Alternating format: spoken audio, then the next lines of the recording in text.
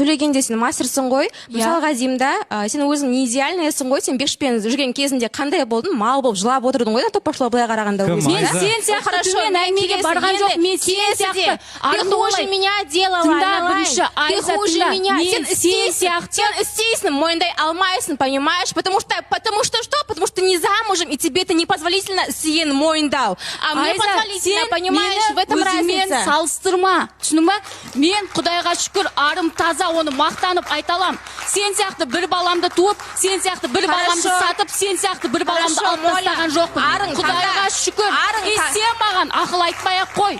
Сенің сырттағы тірліктерің барлығын білеміз, Айза. И маған сен сыртта былай мал болып жыладың ғой. Осы жерде Бекшпен не істедің деп айтатын сен емес. Ол жерде мен жыласам, сен сияқты мына жақта арымды сатып жылаған жоқ. Хорошо, Моля, сен деген айтасың ғой, арың, не арың, хорошо. Эфирге дейінгі, осыдан бірнеше ай бұрын эфирге дейін бірге қонып келген Тиманғасын сен емес пе? Передардың еш шықты. Дәл сен соны фактпен қойып бер.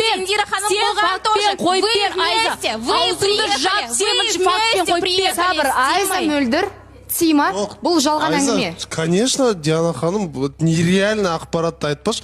Мені бұла қолынан сатқызбайтын қыз, ты вообще, Айза, в натуре, үйтіп керек емес, серьезно говорю, Айза.